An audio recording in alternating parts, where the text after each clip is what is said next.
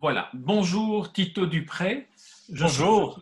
je suis très heureux de faire votre connaissance virtuellement, après vous avoir rencontré virtuellement aussi sur le site et la page Facebook de de librairiebelge.be qui a attiré mon attention et a piqué ma curiosité d'en savoir davantage sur cette librairie belge, sachant combien il est difficile de faire connaître la littérature belge en dehors des cercles très, très fermés et la difficulté qu'il y a à rendre public les qualités de cette littérature belge. Alors, peut-être que avant d'entrer dans le détail de ce que vous faites pour elle, j'aimerais un peu en savoir davantage sur vous. Votre vrai nom, c'est Jean-Christophe Dupré.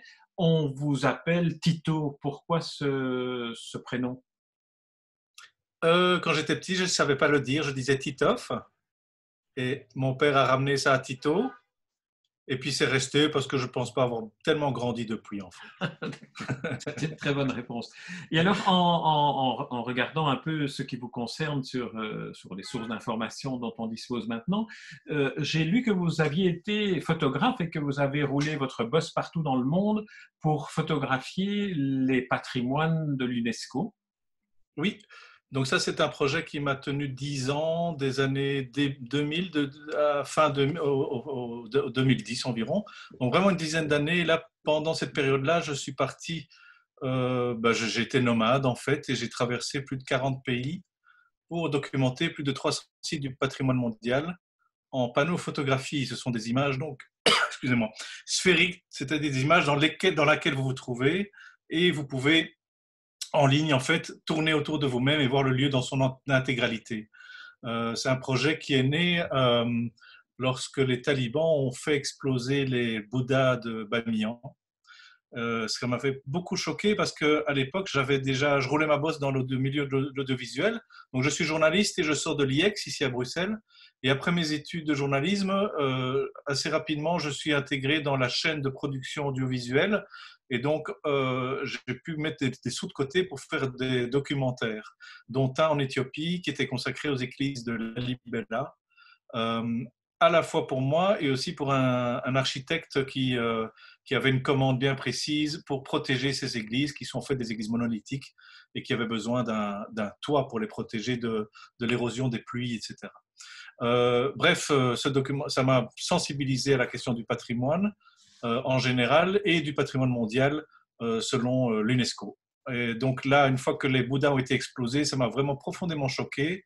Moi, j'avais une trentaine d'années, j'étais confortablement installé, sans grand projet. Probablement que ça me manquait aussi. Du coup, j'avais pas le projet de faire ça au départ. J'ai simplement pris un billet de train aller simple de Saint-Pétersbourg jusqu'à Pékin. C'était un rêve que j'avais de traverser la Sibérie, enfin de prendre le transsibérien. Et une fois à Pékin, je me suis retrouvé avec la tâche de devoir rebondir. Et puis, bon, il y a eu énormément d'aventures parce qu'en fait, en route, j'ai réussi à financer le projet pendant 10 ans, sans revenir vraiment en Belgique, sauf pour l'une ou l'autre petite question administrative. Et donc, j'ai vécu au soleil, je dirais même en été pendant 10 ans, puisque je suivais le soleil selon les périodes de visa que j'avais. Et surtout, je me rendais sur les lieux donc, du patrimoine mondial. Donc, ça peut être plusieurs milliers de kilomètres le long de la muraille de Chine, le Taj Mahal, le Rwenzori en Ouganda. J'ai eu une commande aux États-Unis sur Ground Zero parce que j'étais pionnier en fait dans ce média qui était la panophotographie. Entre-temps, il y a eu Google Earth qui est né avec Street View et toutes ces histoires-là. Mais voilà, je sais pas, j'ai été happé par ce projet. Vous savez, un projet tel que celui-là, on n'en est pas tellement maître, on en est plutôt l'ouvrier.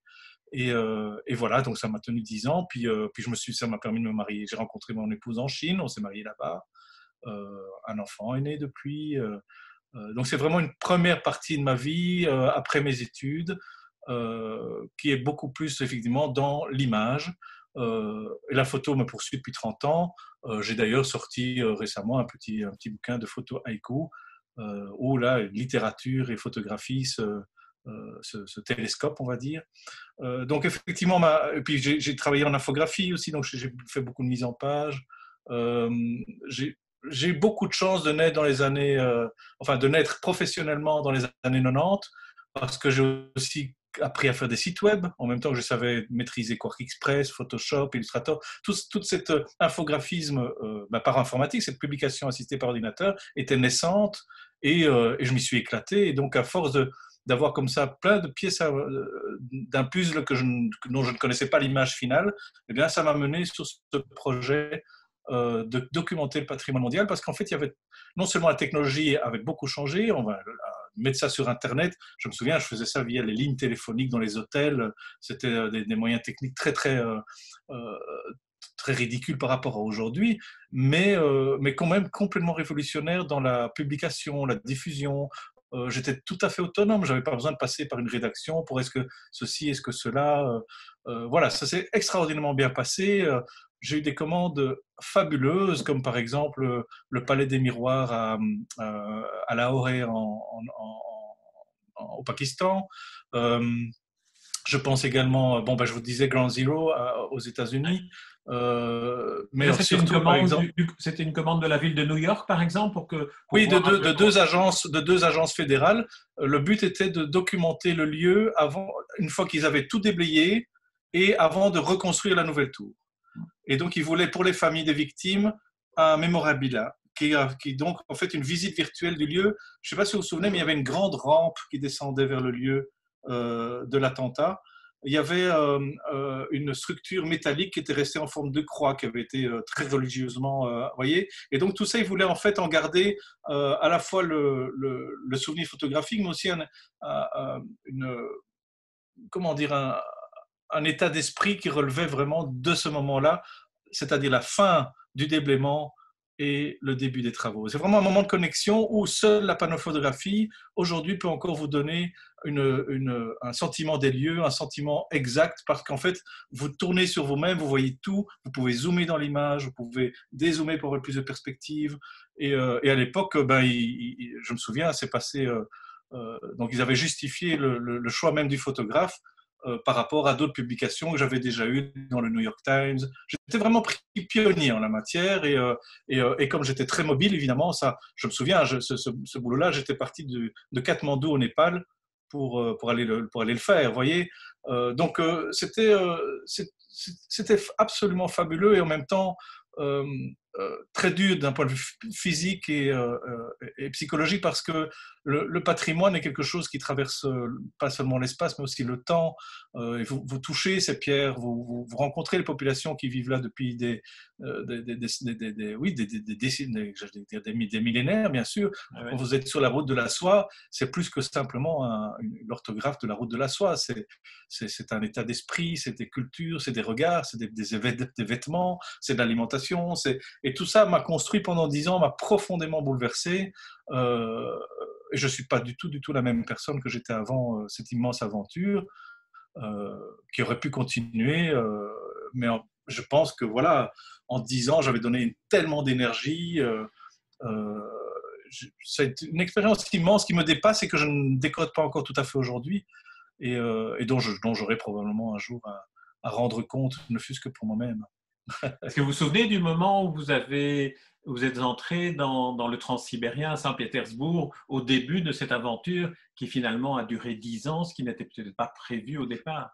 Non, le vrai commencement, c'est ici à Bruxelles. Hein. C'est vraiment vous retrouver dans le quotidien, et ce quotidien, vous vous dites, mais il est là, il est présent, il est acquis entre guillemets. Et puis j'avais déjà beaucoup voyagé, j'avais encore soif et faim simplement de mieux connaître ce gros boulet qui nous tient à la cheville, quoi. Donc je voulais faire le tour de ma cellule, je suppose, je ne sais pas. Jacques Brel disait le plus difficile pour aller en Chine, ce n'est pas d'aller en Chine, c'est de quitter Kuckelberg ou de quitter Vilvoorde ou de quitter l'endroit où on est trop bien. Alors, oui, cette difficulté-là, j'ai beaucoup de chance, je ne l'ai jamais eue parce que j'ai commencé très tôt en fait à faire du stop en Europe. Une fois que j'ai fait tout le tour de l'Europe, ben, j'ai fait un premier voyage en Afrique, je suis revenu. Vous voyez, ça n'est pas du jour au lendemain. C'est vraiment une construction qui a commencé à mes 17 ans. Et cette aventure-là a commencé, j'en avais 30. Et donc, pendant une bonne quinzaine d'années, j'avais fait beaucoup de choses déjà. J'avais déjà, vous voyez, j'ai fait un court-métrage, par exemple, qui a été primé à Montréal. Et donc, j'avais pu aller le présenter là-bas. Il y avait plein d'aventures qui m'avaient comme ça permis. Et puis en Belgique, c'est tellement petit qu'on dépasse vite la frontière. Donc une fois qu'on s'est senti à l'aise dans un autre pays, ben, on se dit tiens, qu'est-ce qui se passe derrière? Et puis, vous savez, il y a aussi, je pense, un héritage familial. Donc mon père a beaucoup voyagé pour ses voyages, donc on n'a pas vu beaucoup. Mais par contre, mon frère aîné, par exemple, est installé avec une Brésilienne dans la Silicon Valley, travaille là-bas. Et mon frère cadet, lui, est installé avec une Italienne dans les Abruzzes. Donc, vous voyez, je pense qu'on a un petit peu de notre siècle, on a un peu de notre temps. Cette mobilité, cette facilité, cette curiosité est bel et bien réelle. Et puis, on a un luxe tellement extraordinaire de pouvoir réaliser ces choses qui sont au-delà de simplement du rêve. Qui part finalement de la classe de géographie, hein, comme tout le monde, hein, et puis des BD qu'on a lus de Tintin, de Spirou. Moi Spirou, c'est une véritable inspiration. Hein, c'est aussi un reporter, hein, il n'y a pas que Tintin. Hein. Et c'est pas du tout innocent par rapport au fait que j'ai choisi le journalisme. Je veux dire, donc, et cette nécessité, effectivement, d'aller au Népal voir les Bouddhas, comme on a vu dans les BD d'enfants. Moi, je crois vraiment qu'il y a une corrélation directe entre ces rêves d'enfant et puis ma vie qui a suivi, quoi. C'est tout con, hein, c'est vraiment tout con. Non, non, il y a une filiation entre l'imaginaire et puis le fait de vouloir se confronter au réel, à la réalité. C'est ça, j'essaie d'être intègre, voilà, c'est ça. C'est être intègre entre ce qu'on rêve et ce qu'on vit. Pour moi, est vraiment, vraiment important. Et entre les deux, il y a des actes, quoi. Et ces actes relèvent vraiment du geste et pas du calcul. Voilà, j'ai une vie où rien n'est prévu. Je suis allé plus loin que ce que j'aurais jamais même pensé. Et encore, ce projet aujourd'hui de librairie belge, je suis pas même surpris à le faire parce que, étant quelqu'un qui se sent plus citoyen du monde, je ne me sens pas en aucun cas nationaliste belge, ce prétexte de défendre sa littérature ou ses auteurs. C'est pas tellement ça la démarche du tout. Celle-là, elle naît complètement autrement. Hein. Donc, je recevais à la maison des bouquins à recenser pour le carnet et les instants. Et à force de recevoir ces recueils que je trouvais d'excellente qualité, ces romans aussi, ces essais, mais ne les trouvant dans aucune librairie, je me dis il y a un problème de disponibilité, de visibilité. Et donc là, c'est le communicateur qui a réfléchi. C'est juste la personne. Il y a un problème dans la chaîne, quoi, tout simplement. Et donc là, c'était pour qu'on reconstitue un peu là, on est il y a 2 ans. Là, c'est à votre retour donc, de ces 10 ans de périple, ou bien c'est beaucoup plus tard que vous avez commencé à vous intéresser à la littérature? Non, c'est beaucoup plus tard, parce que je suis en fait à la fin de cette aventure pour le patrimoine mondial, j'étais invité au Québec à me lancer dans une thèse, et là-bas, je suis tombé sur un dingue qui m'a piqué et mon budget et ma thèse. Donc le directeur de thèse m'a tout piqué. Et je suis tombé sur un type qui prenait beaucoup de plaisir à faire du mal autour de lui. Et donc il m'a totalement détruit. Et donc je suis rentré ici en Belgique. J'étais tellement libre d'ailleurs que j'ai demandé à mon épouse, bah, écoute, maintenant on fait ce qu'on veut. Où est-ce que tu veux aller? On va s'installer, on va travailler. L'avantage d'une personne comme moi, c'est que voilà, je peux donner des cours de français et d'anglais très aisément où je veux sur la planète. Elle-même, elle m'avait accompagné dans de nombreux pays. Donc on avait un enfant d'1 an. Et c'est elle qui a choisi la Belgique en fait. Pourquoi? Parce qu'elle a accouché ici, elle a été bien accueillie par ma famille, elle a trouvé vraiment un confort assez grand et elle est très rassurée, surtout par rapport. Je sais que l'hôpital l'a beaucoup frappé, quoi. L'hôpital et les conditions de naissance. Et puis bon, je pourrais être tout à fait franc, un Chinois qui a quitté la Chine, j'en connais aucun qui veut y retourner. Hein. Faut dire les choses comme elles sont. Ça reste une dictature épouvantable. Je sais bien que c'est très facile, que c'est pas cher pour nous, mais d'un point de vue politique, c'est intolérable, c'est insupportable. Donc alors, elle a choisi la Belgique. Pardon? Elle a choisi la Belgique. Oui. Elle a choisi la Belgique. Oui, allez-y. Allez-y, vous êtes l'enregistrement est immobilisé. On va interrompre une seconde. Oui. Parce que là, on a été interrompu, donc je vais couper.